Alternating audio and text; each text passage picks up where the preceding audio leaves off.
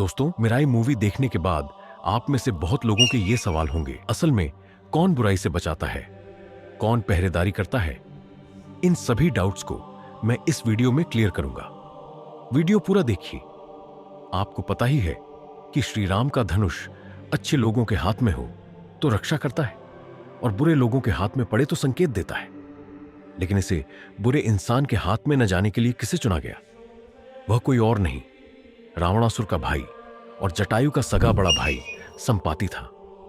रामायण युद्ध के अंत में जब राक्षसों पर विजय मिल चुकी, तब श्री राम के पृथ्वी से वैकुंठ लौटने का समय आता है। श्री राम चले जाते हैं, लेकिन यह सोचकर कि धनुष दुश्मनों के हाथ में नहीं पड़ना चाहिए। लक्ष्मण राम से कहते हैं, भैया, आपके जाने के बाद इसे सुरक्षित रखने की जिम्मेदारी किसे दें?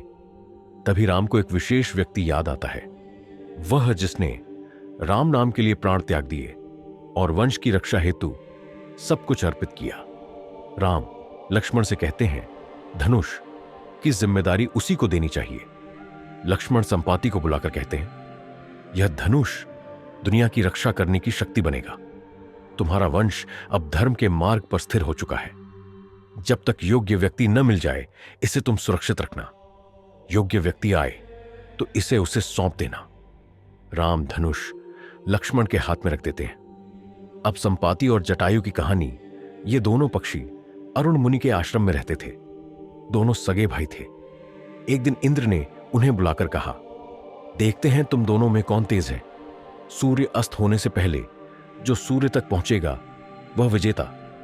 दोनों सूर्य की ओर बिजली जैसी गति से उड़ते हैं, पर सूर्य के पास पहुंचते ही जटायु सूर्य की गर्मी सहन नहीं कर पाता।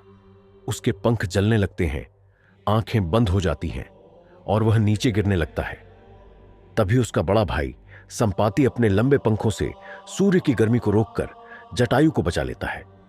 जटायु तो बच जाता है, लेकिन संपाति के पंख पूरी तरह जल जाते हैं और वह पृथ्वी के एक जंगल में गिर जाता है।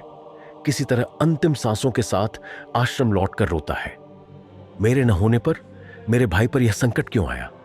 अरुण मुनि उसे सांत्वना देते हैं, चिंता मत करो संपाति, श्री विष्णु राम रूप में जन्म लेंगे और उनकी सहायता करने के लिए तुम दोनों पैदा हुए हो। आज से ठीक 4000 वर्ष बाद रामावतार होगा और तब तुम्हें उसकी सहायता करनी होगी। समय बीतता है। संपाति समुद्र किनारे एक गुफा में जाकर दर्द सहते हुए 4000 वर्ष इंतजार करता है। उधर वानर सीता माता को खोजते खोजते थक जाते हैं, लेकिन कोई पता नहीं मिलता। वानर दुखी होकर सोचते हैं कि उनसे क्या होगा। वे समुद्र किनारे एक गुफा में पहुंचते हैं। वहीं पर आराम कर रहे वानरों की बातें संपाति सुन लेता है। वह कहता है, कृपया मुझे समुद्र किनारे ले चलो। वानर उसे लेकर जाते हैं। संपाति कहता है, लंका में रावण है और वहीं सीता माता भी है। जैसे ही वह यह सत्य बताता है, एक दिव्य प्रकाश प्रकट होता है और उसके दोनों पंख वापस आ जाते हैं। वह फिर से उड़ने लगता है।